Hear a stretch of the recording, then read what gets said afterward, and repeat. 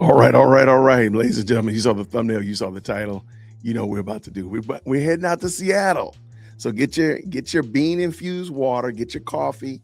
I'm only drinking water today. Got the heavy Yeti. I'm just drinking water, I promise you. But we are going to talk about what happened in Seattle with the whole mayor going against Starbucks and Starbucks saying, "Hold my latte. We're out of here."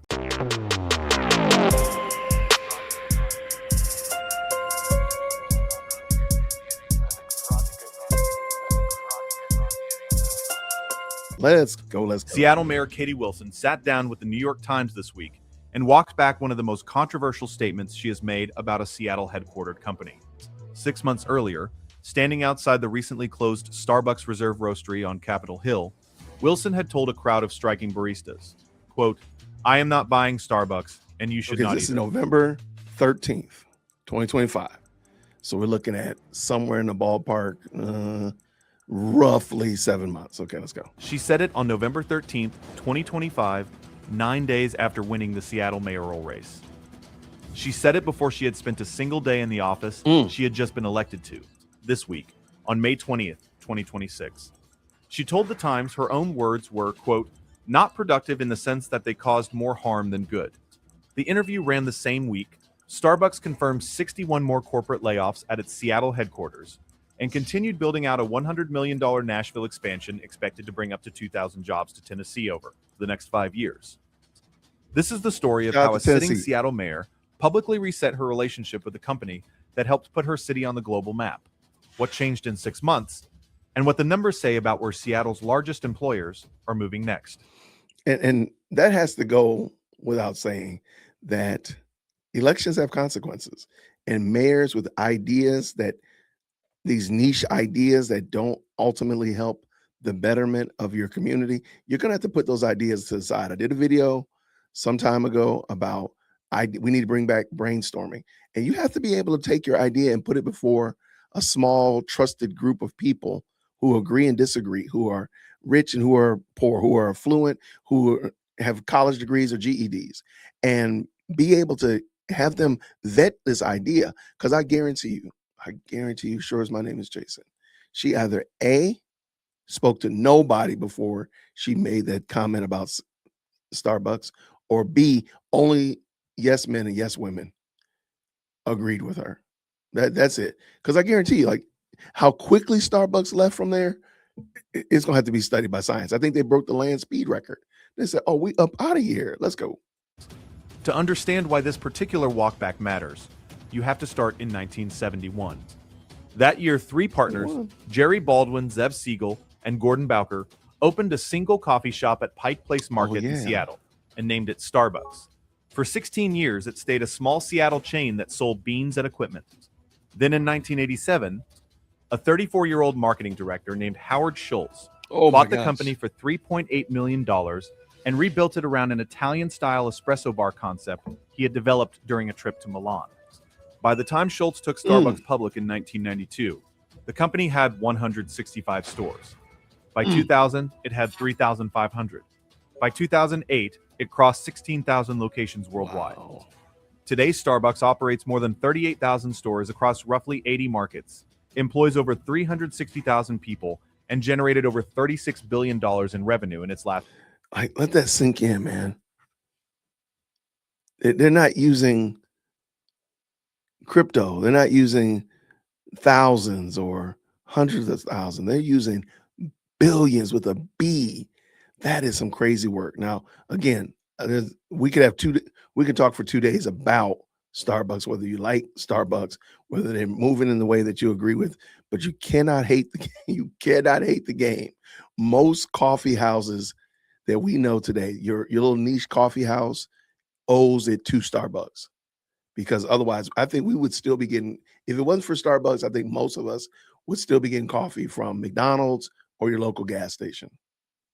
Let me know. Comment down below. Do you think that, again, I'm not saying that you have to change your opinion on Starbucks, but can we all agree, or maybe you disagree? Is Starbucks the reason why we have coffee and we take coffee like we do now? I mean, we almost get an IV because of Starbucks. Fiscal year. The corporate headquarters still occupies a former Sears distribution complex in the SoDo neighborhood of Seattle. For more than 5 decades, Starbucks has been one of the most recognizable Seattle exports in the world. And the Seattle headquarters has been... I mean, you just can't beat that. I don't know how you... That is a serious... I mean, the Space Needle's right there, man. I've never been to Seattle. I need to go check that place out. one of the largest white-collar employers in the city. Wow. The relationship between Starbucks and Seattle has had moments of tension before. In 2018, the Seattle City Council passed a measure that became known as the head tax. The bill imposed a charge of $275 per full-time employee on companies with annual gross revenue above $20 million. Wow. The projected revenue was roughly $47 million a year, earmarked for homelessness and affordable housing. Starbucks joined Amazon, Vulcan, Kroger, Albertsons, and Costco in funding a referendum campaign called No Tax on Jobs. That campaign raised between $300,000 and $350,000. Less than a month after passing the tax unanimously, the Seattle City Council reversed itself by a vote of 7-2 and repealed it. So that should have been an indicator of the climate. There should have been an indicator of the temperament of the community for these type of ideas. And so the mayor to come in here hadn't even stepped into her office yet, hadn't even arranged the furniture to make a claim like that, like we should boycott Starbucks. To me, I think she missed her opportunity to do right by the community by supporting Starbucks rather than what she did. Council president who called the emergency session for the repeal was a man named Bruce Harrell. 7 years later, Harrell would run for re-election as mayor and lose to Katie Wilson by about 2,000 votes. Come on, Wilson's victory on November 4th, 2025, was the closest Seattle mayoral race since 1906. Harrell had led on election night by more than 8,000 votes. Late ballots shifted the result. The final margin was 0.7%. Wilson, 43 years old, co-founded the Transit Riders Union and ran as a self-described democratic socialist. Oh my God. Her platform included expanding the existing Jumpstart payroll tax that applies to large employers in Seattle. I do wonder, and we might need to do a little deep dive. Let me make sure I like this video. We might need to do a deep dive. What was the previous mayor's platform? What was he running on? And to get beat by her is pretty wild. I mean, now let's keep it 100%. Seattle is a very interesting place. Now that I do know, they are a very interesting place. So I want to know what his policies were. Creating a local capital gains tax aimed at high earners, and pursuing what her staff publicly described as progressive revenue options to close projected city budget gaps. On November 13th, 2025, 9 days after winning the election, Wilson walked into a Starbucks Workers United picket line outside the recently closed Reserve Roastery on Capitol Hill. Workers were rallying as part of a national Red Cup Day strike, one of several ongoing actions tied to broader unionization efforts across Starbucks' U.S. store network. Standing before that crowd, the mayor-elect of Starbucks' own hometown delivered the line that would shape her opening months in office. The direct quote, captured by KUOW, was, "I am not buying Starbucks, and you should not either." The comment landed in a charged moment. The Reserve Roastery she stood outside of had been closed for several weeks. Starbucks' Seattle headquarters still employed roughly 3,500 people in the city. Labor negotiations between Starbucks and Starbucks Workers United had been active across more than 500 locations nationwide. And the incoming mayor had used her first major public appearance to call for a boycott of one of her city's largest private employers. That is Wilson was some gutsy sworn stuff in right on there. January 1st, 2026. By April, she had made a separate comment that went viral on its own. Asked at a Seattle University event about concerns that wealthy residents were leaving Washington because of the state's new 9.9% income tax on earnings above $1 million. Man, it's crazy. Wilson said the claims were, quote, like super overblown. Then she added, and the ones that leave, like by Nick Hanauer, a longtime Seattle business figure, who has personally funded a range of progressive causes in Washington state, including the $15 minimum wage, and the state capital gains tax, told reporters shortly afterward, quote, virtually every wealthy friend I have has either left or is planning to. That's crazy. It's a catastrophe. Then on May 11th, 2026, Howard Schultz published an opinion essay in the Wall Street Journal under the headline, Seattle turns hostile to the great businesses it made. Right. The piece ran roughly 1,200 words. I wonder, could we say that Seattle made the businesses or the businesses made Seattle? I don't know. Well, needless to say, I think there was mutual benefit for Seattle, for Starbucks, and those other big companies. But which one made which? I don't know. I'm gonna probably say that Seattle didn't make Starbucks, but I think I would not be surprised if somebody told me Starbucks made Seattle. I mean, hold on. We had Sir Mix-a-Lot though. They had Sir Mix-a-Lot, man. My posse on Broadway. Never mind. Seattle made Starbucks. Now 73, and living in Florida in what he described as the retirement phase of his life, called Wilson out by name. He wrote that she had, quote, chosen to cast business as a foil rather than a partner, and that her rhetoric vilifies employers even while she continues to rely on them for revenue. Schultz no longer held an operational role at Starbucks. His title is Chairman Emeritus. He holds no board seat. He chose the Wall Street Journal's opinion page anyway to make his case publicly. The op-ed did not appear in a vacuum. The same day Schultz published, Starbucks formally disclosed 61 new corporate layoffs at its Seattle headquarters. The same day, the company unveiled a $100 million investment in a new corporate office in Nashville, Tennessee, expected to bring up to 2,000 jobs over the next 5 years. The timing connected the two announcements. Wilson's office released a measured statement the following day, calling Starbucks part of Seattle's culture and identity, and noting that her administration maintained regular communication with the company's executive team on shared priorities, including homelessness, public safety, and affordability.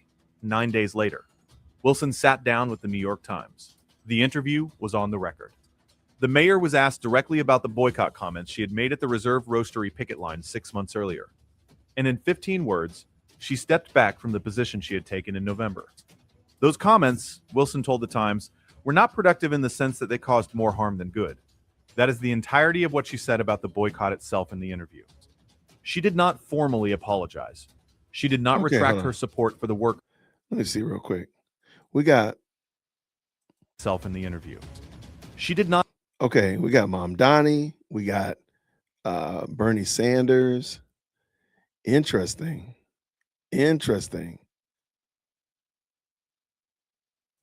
Not formally apologize. She did not retract her support for the workers who had been striking. She did not address Schultz's op-ed by name.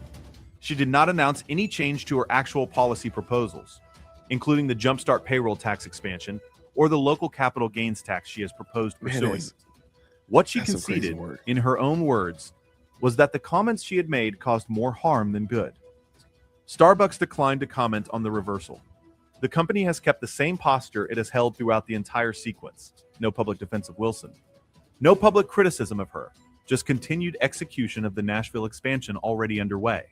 Brian Nicole, the company's current CEO who took over from Laxman Narasimhan in August 2024, has said nothing publicly about Wilson.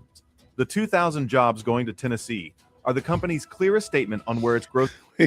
Wait, he did not say anything about Wilson, but he did say something about Wilson's policies. He got himself up out of Seattle and jumped 3 time zones over to Tennessee. He did. Look, he might not have verbally said something. He might not have typed out a message, but he did, in fact, say something. He did, in fact, make a very clear statement. We're about to move our headquarters. We're going to have 2 headquarters, one in Seattle, one in Nashville. And everybody knows that Seattle headquarters is going to be closed. It's going to be scuttled in 3 years. So by 2028, by 2030, it's going to be closed. We all know that. That's why they're moving and putting so much infrastructure and so many resources into that Tennessee location. Shout out to Tennessee. Dollars are going. What makes this particular reversal noteworthy is the timing. Wilson did not retract the boycott comment in November when she could have softened the message before taking office. She did not retract it in January when she was sworn in. She did not retract it in April when her millionaires comment went viral.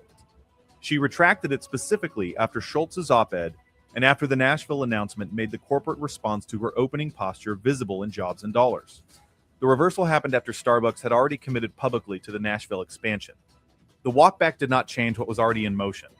It changed the city's official tone going forward. Here is what the broader Seattle picture looks like this week. The city faces a projected $140 million budget gap heading into 2027. Downtown office vacancy sits at approximately 35%. Wow. The state has just enacted a new 9.9% income tax on earnings above $1 million. Microsoft is offering voluntary retirement to thousands of employees. Mhm. Amazon is slowing Seattle hiring while continuing to grow in Arlington, Virginia. Oracle laid off 491 Seattle area workers in April 2026. Meta cut another 168 Washington employees in the same window. Boeing announced earlier this year that engineering work on the Wait, hold on, wait. 787 Let me back that up. Did you see that comment? I wish you read these comments. When the company says Seattle is still the headquarters, people are just rolling their eyes. That is wild. Let me move myself out of the way. That is wild. So it's clear, like I'm not making it up. People know, like, hey, look, Seattle's not the headquarters anymore. Dude, like, come on. Can you imagine how much better off they would be if they weren't running with these type of policies that are basically shanghaiing and running amok and running people out of their places versus bringing them in and entreating them and bringing in more business? Boeing announced earlier this year that engineering work on the 787 Dreamliner program would be consolidated in South Carolina, affecting approximately 300 positions on top of the roughly 2,595 Washington positions Boeing eliminated through its October 2024 layoff announcement of Let's go, 17,000 South jobs Carolina. company-wide. And the class action lawsuit filed against Costco in federal court in Seattle in March 2026 over alleged tariff billing practices remains pending. Each of these stories has its own causes, its own timeline, and its own internal logic. Taken together, they form the backdrop against which Wilson's walkback this week was published. In the same New York Times interview, Wilson reiterated that Starbucks is part of Seattle's culture and identity, and that her office maintains regular communication with company leadership on shared priorities. She has continued to emphasize partnership in her public statements since the Schultz op-ed published. The contrast with her November 13 boycott declaration is visible. The mayor, who used her first major public appearance to call for a boycott of Seattle's most iconic brand, is now consistently using the language of partnership and shared challenges. What has not changed is the underlying set of policy proposals she campaigned on and won on. The Jumpstart payroll tax expansion is still on the table. The proposed local capital gains tax is still being developed. Gosh. The progressive revenue strategy that defined her campaign remains the centerpiece of her administration's fiscal approach. What shifted in 6 months was not the policy. It was the way the mayor talked publicly about the largest private employers in her city. Yeah, that's What kinda happens wild. next will depend on three things. The first is whether the Nashville expansion proves to be the start of a larger Starbucks corporate shift, or whether the Seattle headquarters footprint remains intact at its current size. The company has stated repeatedly that the headquarters is staying in Seattle. The pattern of Okay. expansion dollars, however, is moving toward Tennessee, where Starbucks is committing up to 2,000 new jobs in a new corporate office building. The second is whether the Jumpstart payroll tax expansion and the proposed local capital gains tax that Wilson campaigned on actually advanced through the city council in the form she originally described. Either change would land directly on large Seattle employers. The third is what other Seattle CEOs and corporate boards decide to do in the months ahead. Microsoft, Amazon, Boeing, Oracle, Meta, and Starbucks have all announced layoffs, voluntary retirements, or out-of-state expansion in the last 6 months. The cluster of announcements has put pressure on City Hall in a way that no single departure ever could. Schultz ended his Wall Street Journal essay with a question. What replaces these companies? He asked, as engines of Seattle's job and revenue growth. Wilson has not answered that question publicly. Bruce Harrell never answered it during his term as mayor either. Oh, Seattle has spent the past decade diversifying its economy through tech, biotech, and a wider range of smaller employers, which is part of why the city did not collapse when Boeing moved its headquarters to Chicago in 2001, or when other anchor employers cut back. But the cluster of announcements in 2026 is different in scale from past cycles.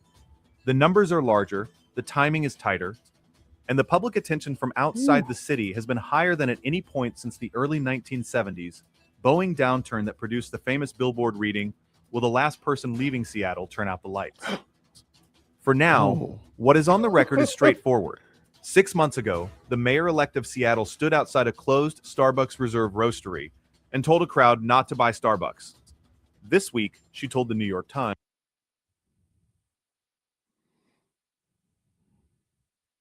I think that's AI. I don't think that's real. I think that's AI. I think that store is spelled wrong. I don't think that's real. I think that's AI. I feel comfortable about that. Yeah, that's AI. Okay.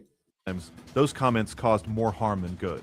Yeah. In between those two statements, Starbucks announced a $100 million Nashville expansion with up to 2,000 jobs, disclosed 61 more Seattle layoffs, and watched its founder publish a Wall Street Journal essay criticizing the mayor by name.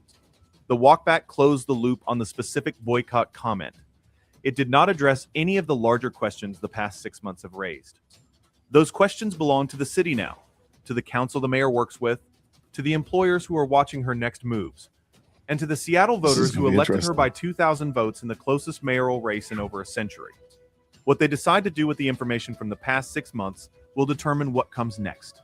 The mayor has shifted her tone. The companies have already made their moves. The numbers are what they are, and the story is still being written. All right, so shout out for sure. That was interesting, and y'all know your boy. You know, I don't drink it as much because I'm drinking my water, y'all. I'm drinking my water. Got my heavy Yeti, but your boy still likes Starbucks every now and then, just a little bit. But anyway, I thought that was super interesting, particularly because elections have consequences and ideas must be vetted. I do think we have to encourage people to vet ideas and not just be an ideologue, but like, hey, I'm giving this idea to the group. I want the group to parse through what are the problems that we don't see. And we need contrary voices, not just everybody that agrees. If you're around the table with a whole bunch of people that agree with you, well, vetting the idea is not actually vetting. It's just like petting it, right? So anyway, let me know what you think. Comment down below, all that kind of good jazz. What do you drink? Do you drink coffee? You drink tea? Do you think that, and do you agree with me that Starbucks, like them or not, is the reason why we have coffee proliferation here in the United States like never before? And I really would say globally because of Starbucks. I mean, tell me make the case for that I'm wrong. How about that? I'm looking forward to hearing what y'all got to say. See you real soon, everybody. Until then, grace and peace. Thank you so much for tuning in to another episode of the JWhit Podcast. If you enjoyed today's show, please do me a favor and hit me up with that 3-piece special. Like the video, subscribe, and of course, share it with somebody who would also enjoy this type of content. And make sure you leave a comment because I do pin the best comments to the top. So thank you so much for tuning in today. And until next time, everybody, grace and peace.